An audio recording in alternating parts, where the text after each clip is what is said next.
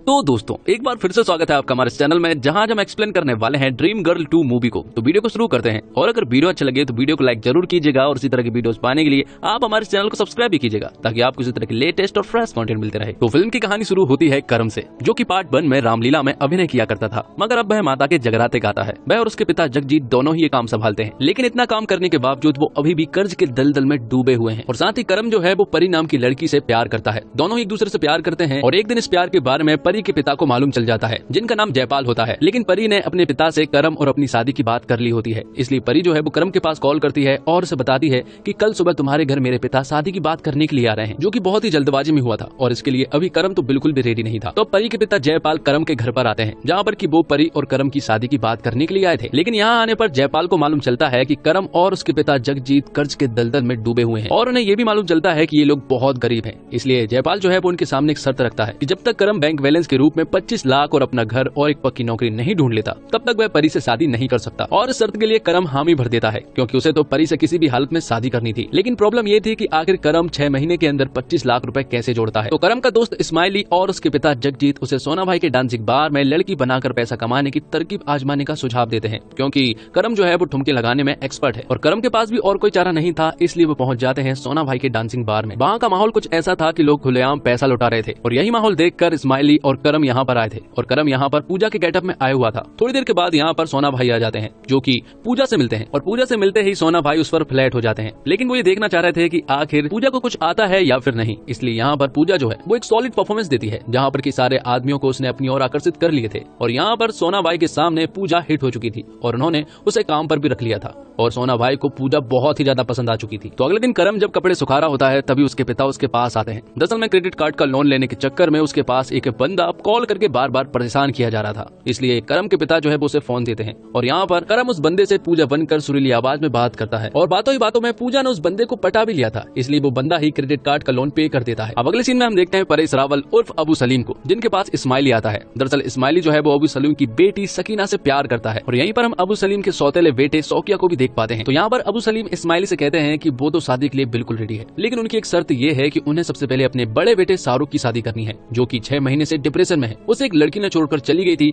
और तब से वो डिप्रेशन से बाहर नहीं आ पाया है। तो इस्माइली के ऊपर अब शाहरुख की जिम्मेदारी भी है, उसे डिप्रेशन से बाहर निकालना है, और उसके लिए एक लड़की भी ढूंढनी है। और साथ में बताया जाता है कि अबू सलीम की एक बेटी है जिसका नाम जुमानी है, और जुमानी का पति कोई और नहीं बल्कि सोना भाई है, और उनका तलाक होने वाला है। तो आगे हम देखते हैं कि इस्माइली जो है वो करम के पास आता है, और वो से सारी सिचुएशन समझाता है कि शाहरुख को किसी भी हालत में डिप्रेशन से बाहर लाना है, और ये काम बस पूजा ही कर सकती है, जिसके कारण करम तो यहाँ पर बिल्कुल भी नहीं मान रहा था, लेकिन इस्माइली और उसके पिता के कहने पर उसे मानना पड़ता है। जिसके बाद एक बार फिर करम यहाँ पर पूजा का गेटअप धारण करता है। तो फिर अगले ही दिन पूजा पहुंच जाती है अबू सलीम के घर पर साइकियाट्रिस्ट के रूप में, जहाँ अबू सलीम को पूजा तो बहुत पसंद आती है, और कहीं न कहीं उन्हें इस तरह से पसंद आने लगी थी कि अगर पूजा ने शाहरुख का इलाज कर दिया तो वो उसे ही अपनी बहू बनाएंगे। तो यहाँ पर पूजा शाहरुख का इलाज करना शुरू कर देती है। बहुत दिनों तक वो उसके आमने सामने लटके झटके लगाती है, लेकिन शाहरुख को कोई फर्क नहीं पड़ रहा था। लेकिन एक दिन शाहरुख को पूजा के चंगुल में फंसना ही पड़ता है, और यहाँ पर शाहरुख जो है वो पूजा के प्यार में पूरी तरह से पागल हो चुका था। वो उसे पसंद आ गई थी, और उनके घर में एक और लड़का था जिसे पूजा बहुत पसंद थी, और वो लड़का था अबू सलीम का सौतेला बेटा शौकीन। शौकीन को भी पूजा बहुत ज्यादा पसंद आई थी, लेकिन अबू सलीम ने पूजा को अपने बेटे शाहरुख के लिए सिलेक्ट किया है। जिसके बाद अबू सलीम इस्माइली से बात करते हैं। वो उससे कहते हैं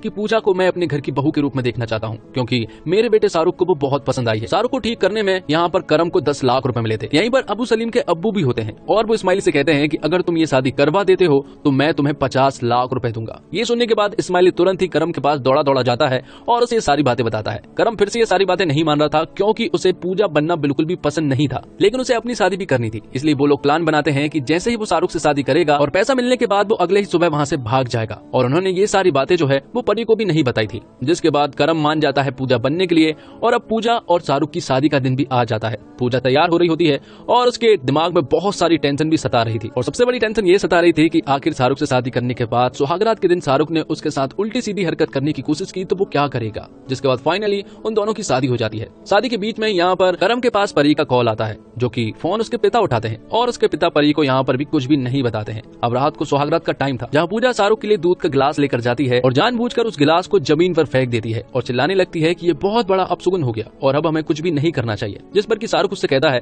कि मैंने नींद की गोलियां खा चुका हूँ, इसलिए हमारे बीच में ऐसा कुछ भी नहीं होने वाला। ये सुनने के बाद पूजा की सांस में सांस आती है। तो अगली सुबह पूजा यहाँ से भागने वाली थी, लेकिन सुबह होते ही हम देखते हैं कि अबू सलीम के अब्बू इस दुनिया से गुजर चुके हैं, इसलिए अब वो यहाँ पर पैसों की बात तो नहीं कर सकते थे। इसलिए अब कुछ दिनों तक फिर से यहाँ पर पूजा को उनके घर पर ही रहना था। और यहाँ पर इस्माइली की शादी भी अटक जाती है, क्योंकि घर में किसी के गुजर जाने के बाद 6 महीने तक वो कोई भी शुभ काम नहीं करते हैं। तो यहाँ पर पूजा जो है वो अबू सलीम के घर पर परेशान तो थी ही, साथ में सोना भाई भी उसे परेशान किए जा रहे थे, क्योंकि वो डांस बार में नहीं आ रही थी और वो भी उसे पसंद करते थे। और साथ ही वो क्रेडिट कार्ड वाला बंदा भी उसे बार बार कॉल कर रहा था, क्योंकि वो भी पूजा से प्यार करता था। और यहाँ पर पूजा सभी को संभाल रही थी।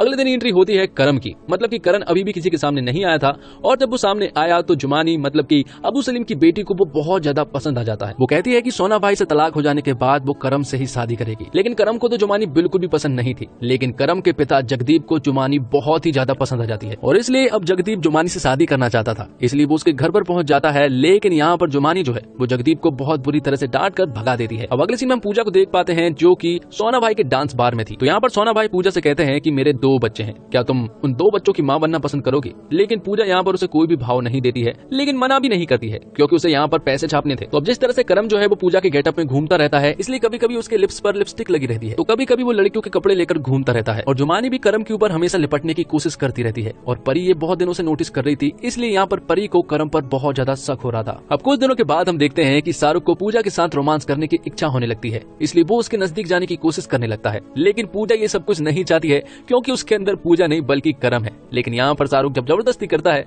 तो यहाँ पर पूजा के सर के बाल निकल आते हैं और उसकी चोरी जो है वो पकड़ी जाती है। तब वो दोनों साथ में बैठते हैं और यहाँ पर पूजा उसे अपनी सारी सिचुएशन समझाती है कि वो एक लड़की से प्यार करता है और उसी वजह से ये सब कर रहा है। करम भी उसे बताता है कि वो भी शादी नहीं करना चाहता, लेकिन अपने पिता की वजह से वो ये सब कर रहा था। तो अब शाहरुख भी करीम का साथ देने लगता है। अब कुछ दिनों के बाद अबू सलीम के घर वालों को मालूम चलता है कि पूजा मां नहीं बन सकती। ये सुनने के बाद अबू सलीम को बहुत ज्यादा बुरा लगता है, क्योंकि उन्होंने सोचा था कि शाहरुख को एक संतान हो जो कि उसका वारिस बने, लेकिन यहाँ पर ऐसा कुछ भी नहीं हो रहा था। इसलिए वो लोग पूजा को झड़वाने की बात करते हैं और ये सुझाव देती है कोई और नहीं बल्कि जुमानी। वो उन्हें जगह जगह पर ले जाती है और पूजा को झाड़ फूक का काम करवाती है। आखिर में वो शाहरुख और पूजा को एक नदी के पास ले जाती है और 3 डुबकी लगाने को कहती है। लेकिन यहाँ पर जैसे ही वो दोनों डुबकी लगाते हैं तो तीसरी डुबकी में शाहरुख ही बाहर आता है और पूजा बाहर नहीं आ पाती। तो सभी को ऐसा लगने लगता है कि पूजा अब गुजर चुकी है। और फिर अगले दिन यहाँ पर पूजा को लेकर एक शोक सभा होती है, जहाँ पर की पूजा का भाई करम आता है और वो सभी को बुरी तरह से मार रहा था, क्योंकि उसे ऐसा लग रहा था कि बच्चे के खातिर उसकी बहन को मार दिया गया है। वो यहाँ पर सभी के ऊपर बहुत ज्यादा गुस्सा कर रहा था। लेकिन तभी करम के पास आता है इस्माइली और इस्माइली उसे कहता है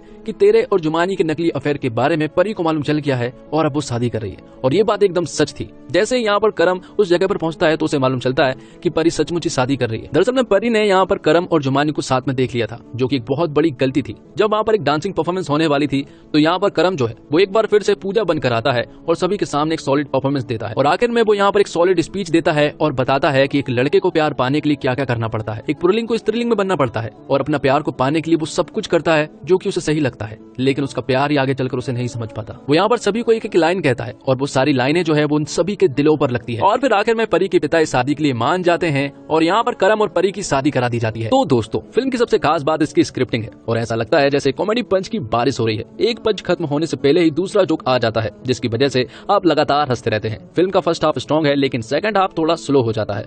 फिल्म की एक और अच्छी बात यह है कि कुछ देर में कोई ना कोई एक छोटा सा मैसेज भी आपको दे देती है, जिस पर आपका ध्यान जाता है, लेकिन तुरंत ही कॉमेडी से आप उस पर टिक नहीं पाते हैं। वहीं फिल्म में लाइटिंग का इस्तेमाल भी काफी अच्छा किया गया है कि लड़कियों के बीच जब आयुष्मान होते हैं तो नजर सिर्फ उन पर ही रहती है और आसपास की लड़कियों को देखते ही नहीं है। लाइटिंग के अलावा फिल्म बाकी तकनीकी तौर पर स्ट्रॉन्ग नहीं है, लेकिन जिस तरह से की ये फिल्म है उसमें बात बतौर दर्शक खास मायने नहीं रखती। ऐसा नहीं कि फिल्म में सब कुछ अच्छा ही है, बल्कि कई जगह पर फिल्म हल्की भी साबित होती है। फिल्म का म्यूजिक बहुत कमजोर है और बहुत कोशिश करने के बाद भी उससे कनेक्ट नहीं हो पाता है। लेकिन निर्देशक राज सांडलिए बिना वक्त गवाए मूल कहानी पर आ जाते हैं। करम का पूजा बनकर 4 मर्दों के रुझाना तर्क से थोड़ा परे लगता है, मगर हास्य और मनोरंजक सिचुएशन में आप तर्क पर ज्यादा ध्यान दिए बगैर इंटरटेन होते हैं। फिल्म में अन्नू कपूर, असरानी, परेश रावल, बिजराज, सीमा पहवा, राजपाल यादव जैसे कॉमिक के दिग्गज की भरमार है, जिनके सहारे राज सांडलिए मजेदार कंफ्यूजन क्रिएट करते हैं। मगर कई जगह पर उन्होंने किरदारों के अनावश्यक ट्रैक डाल दिए हैं, जिनके कारण कहानी खिंच जाती है। कहानी में उतार चढ़ाव की कमी खलती है। क्लाइमैक्स भी थोड़ा लंबा सा नजर आता है।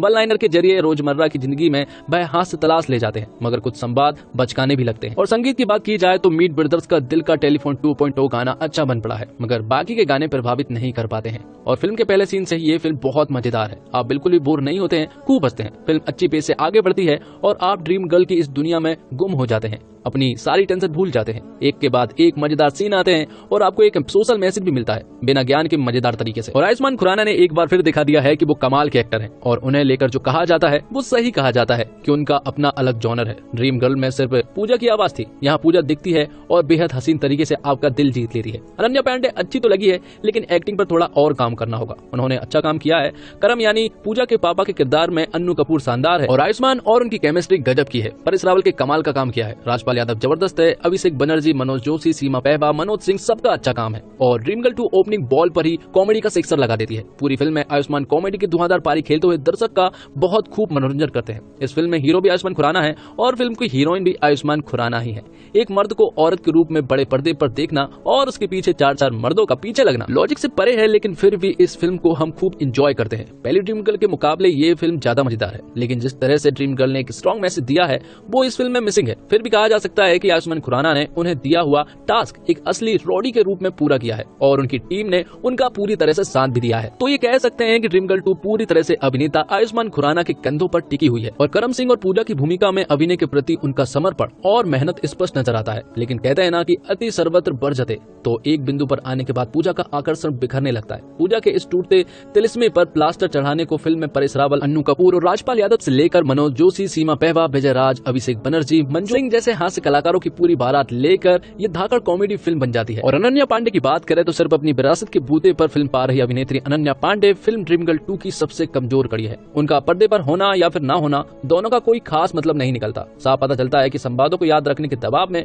उनका अभिनय सामने नहीं आ पा रहा है। ना वह दृश्य की आवश्यकता समझ पा रही है और ना ही अपने संवादों की गहराई। इस मौके पर दर्शक फिल्म ड्रीम गर्ल की हीरोइन नुसरत भरूचा को बहुत मिस करते हैं। अनन्या पांडे की बतौर लीड हीरोइन ये छठी फिल्म है और अब उन्हें ये साबित करना बाकी है कि दर्शक उनके नाम पर फिल्म देखने आ सकते हैं। एक अभिनेत्री के तौर पर उन्हें अभी बहुत मेहनत करने की जरूरत है। और फिल्म की बाकी तकनीकी फिल्म में सिनेमेटोग्राफर CK मुरलीधरन और जीतन हरमीत सिंह ने फिल्म के क्लाइमेक्स वाला दृश्य बहुत ही खूबसूरती से फिल्माया है, जब परी अपनी बारात लेकर करम सिंह के घर आती है। एडिटर हेमल कोटरी ने भी बहुत मेहनत की है, लेकिन फिल्म परी वाले दृश्य में ढीली पड़ जाती है। दरअसल इस किरदार की अब कहानी में जरूरत नहीं बची है और मेकअप और कॉस्ट्यूम का काम देखने वाली टीम का फिल्म ड्रीम गर्ल 2 में बहुत ही अच्छा योगदान रहा है। और इसी के साथ ये वीडियो यहीं पर खत्म हो जाती है।